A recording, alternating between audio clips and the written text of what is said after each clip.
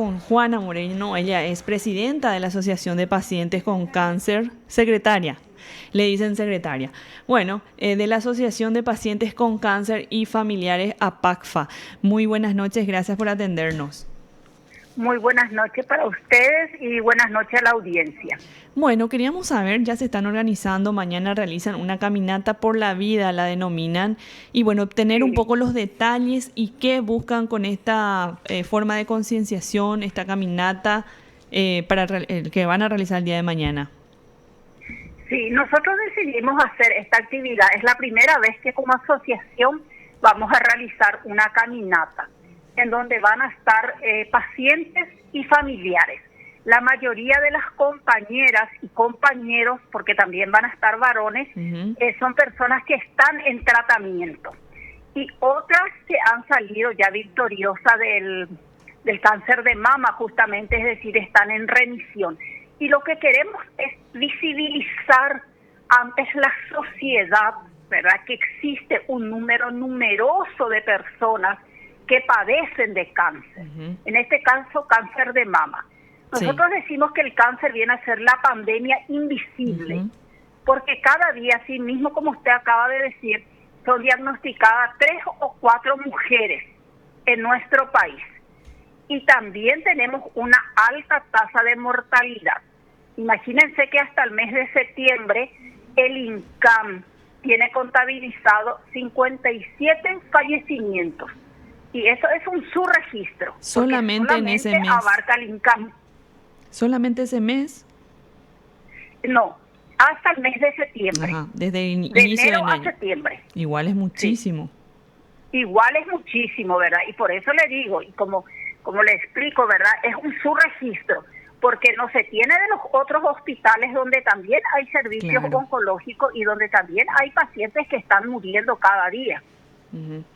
Recuerdo que en plena época de pandemia tuvieron muchísimos inconvenientes con respecto a los insumos. Lograron superar, incluso recuerdo que se manifestaban para justamente tener esa misma atención, porque era como que los hospitales centraban toda su atención a los enfermos COVID. ¿No llegaron a tener más inconvenientes en cuanto a insumos en los hospitales donde se trata el cáncer de mama? Nosotros siempre estamos con falta de insumos, ¿verdad? Ese es un problema que no se acaba, debido justamente a que no hay una buena planificación, ¿verdad? Ese es nuestro punto de vista, porque cada día la demanda aumenta, entonces la cantidad de medicamentos que existen no es suficiente para la cantidad de pacientes. Entonces, por eso es que siempre nosotros estamos en falta de medicamentos. Y hay que tener en cuenta que todos estos medicamentos, algunos de altísimo costo, todos tienen que ser realizados por licitaciones. Y ahí es donde está el problema, en el proceso de licitación, porque es un proceso burocrático, largo, engorroso, y mientras tanto el paciente está esperando. Claro. Esos procesos llevan más de 90 días y muchas veces más. Muchísimo. ¿Y es para un solo paciente este proceso de licitación en cuanto a un medicamento? Cuando se hablan de grandes licitaciones, ¿verdad? De lo que nosotros denominamos LPN, ¿verdad? Es para todo, es para todo, para una gran cantidad de pacientes, ¿verdad? Y por otra parte nosotros tenemos los recursos de amparo. En este momento nosotros estamos teniendo problemas con los recursos de amparo. Hacen 3 semanas que estos recursos de amparo no están saliendo y tenemos compañeros que están con sentencia desde el mes de mayo y que no han recibido todavía su medicación. Qué bárbaro. ¿Y cuántos recurrieron al amparo?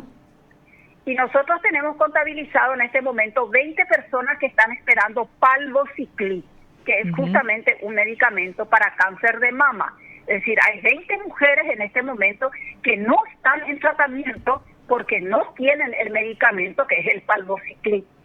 Y después tenemos para otras patologías. Es decir, tenemos aproximadamente 45 personas en espera en este momento de amparos, solamente de recursos de amparo, con diferentes tipos de medicamentos. Todos relacionados para el tratamiento del cáncer. Todo relacionado para tratamiento de cáncer, sí. Tenemos gente que están esperando por su medicación, que tienen cáncer de pulmón, tenemos personas con cáncer renal, con cáncer hepático, ¿verdad? Inclusive estamos teniendo pacientes que están con cáncer cerebral y están esperando su medicamento y no reciben, teniendo sentencia. Uh-huh.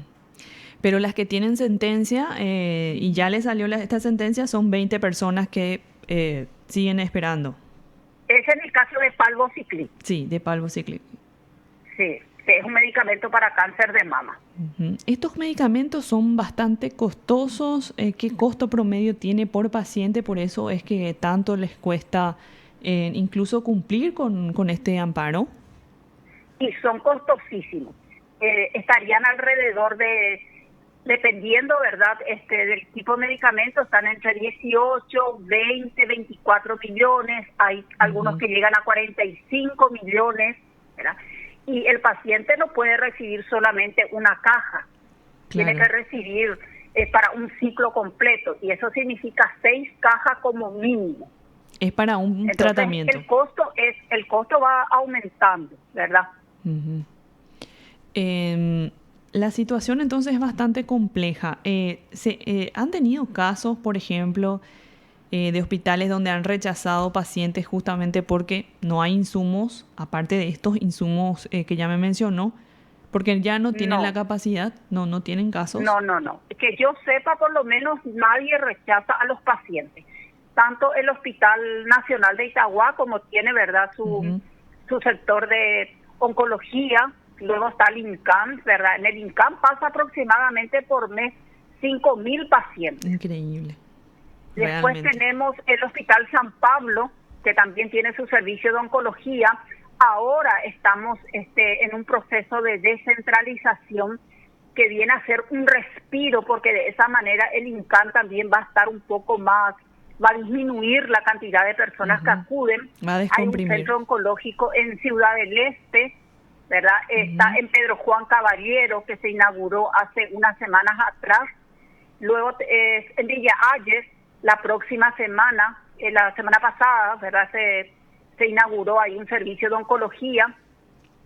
Próximamente se tendrá un centro oncológico también en Coronel Oviedo. Es decir, se está haciendo un proceso de descentralización justamente para que las personas no tengan que migrar más hasta el INCAM o hasta la capital, ¿verdad?, buscando atención, que puedan quedar en sus comunidades. Porque ese también es un factor bastante incidente en que el paciente te llegue tarde al diagnóstico. Claro. Entonces, estando en su comunidad va a ser mucho más fácil. Y lógicamente, esta descentralización trae a colación de que tiene que existir una buena planificación en cuanto a los medicamentos, porque va a ser el INCAM el que le va a proveer de medicamentos a todos estos centros que están descentralizados. Uh-huh. Señora Juana, ¿usted tiene un comparativo, por ejemplo, de lo que fue el año pasado, incluso con este año? ¿Si aumentó la cantidad de pacientes con cáncer o se mantiene casi en un mismo margen?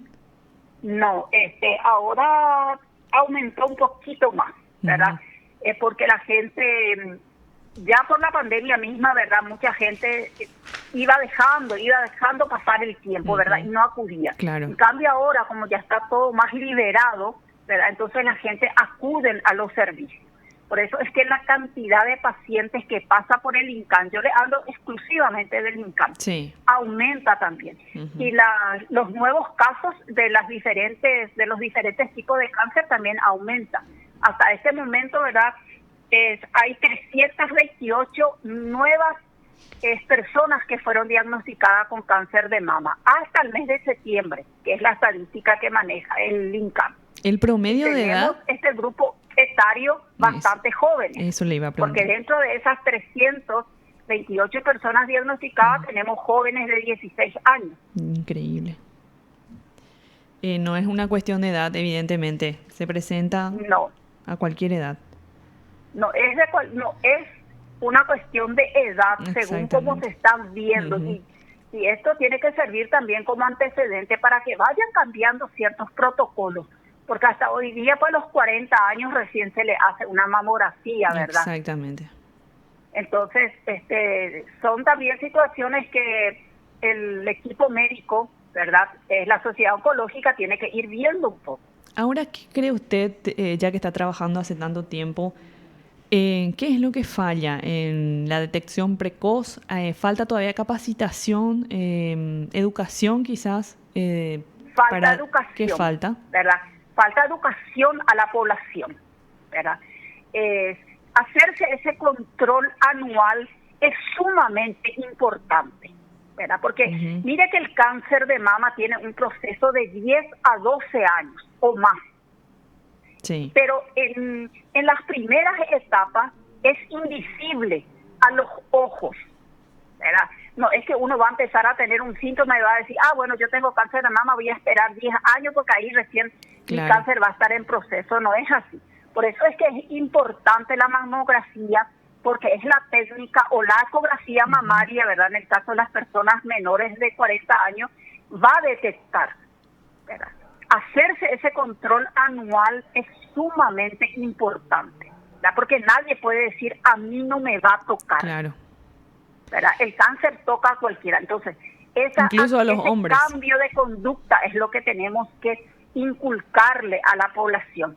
Y como yo le decía esta mañana a otro medio, ahí los medios de comunicación, ustedes, ¿verdad?, juegan un rol importantísimo, porque esta campaña de concienciación tiene que ser hecha durante todo el año, no solamente para el cáncer de mama, sino que para todos los otros tipos de cánceres, porque hay cánceres que se pueden prevenir con los cambios de hábitos de nuestra conducta alimentaria, por ejemplo, o nuestro sedentarismo, o nuestra obesidad, ¿verdad?, que son factores de riesgo. Entonces, pues, se puede ir disminuyendo.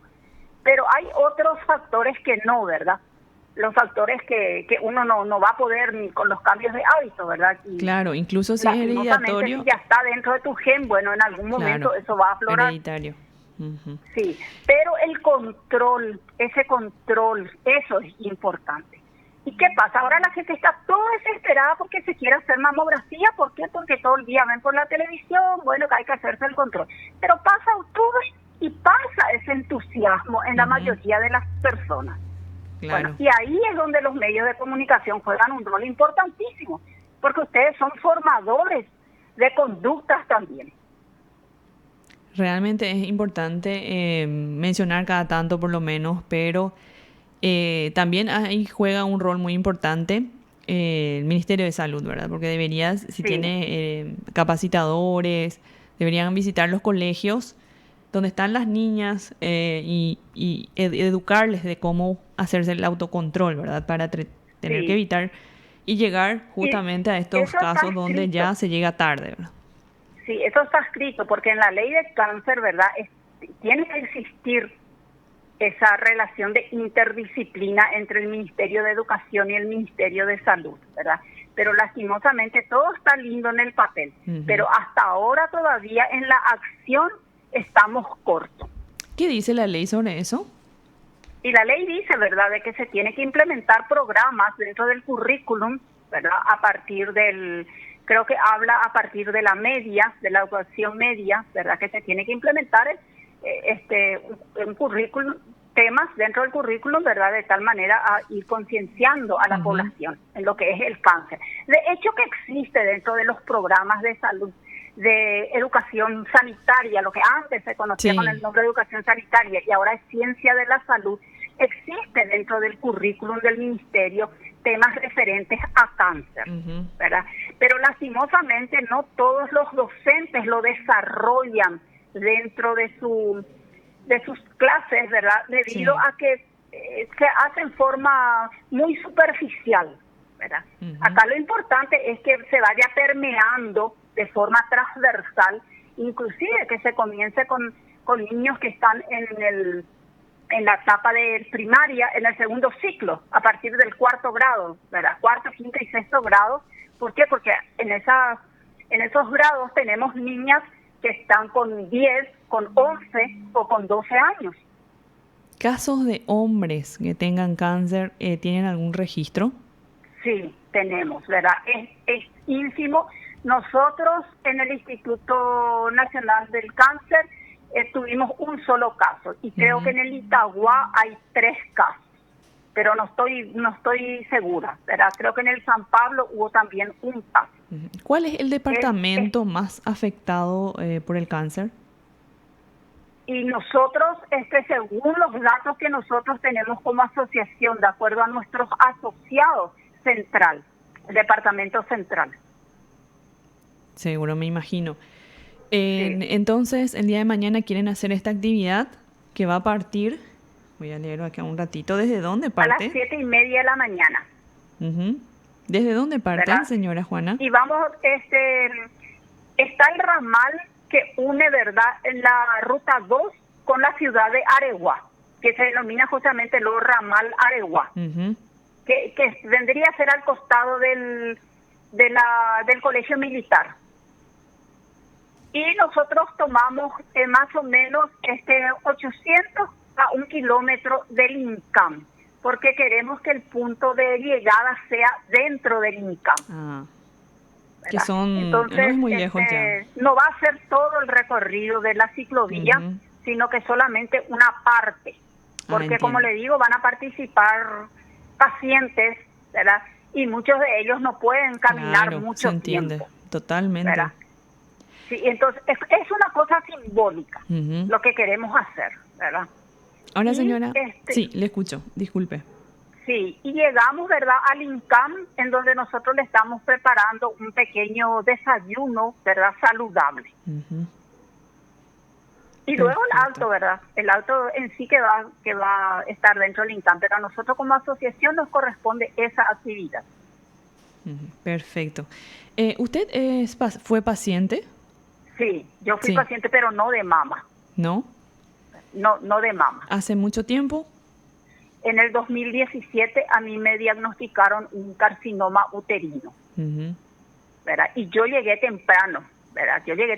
Yo por eso siempre me pongo de ejemplo, porque soy una persona que siempre me hacía mis controles. Control anual. Mis controles anuales, ¿verdad? Y justamente en uno de esos controles, me dice a mí, la persona que me realiza el estudio, me dice, mire, acá hay algo que no está bien, así que usted tiene que ir a consultar inmediatamente con un profesional, ¿verdad? Y ver un poco qué es lo que está sucediendo. Bueno, y así fue que yo llegué temprano al INCAM, ¿verdad? Yo decidí irme al Instituto Nacional del Cáncer y comencé ahí mi quimioterapia, pasé por quimioterapia, pasé por radioterapia, ¿verdad? Pasé por braquiterapia. Lo único al que no llegué es a la cirugía. Fue muy importante entonces esa detección que hizo, importante porque no tenía otro síntoma más que ese estudio. No tenía ningún otro síntoma y eso era lo raro, ¿verdad?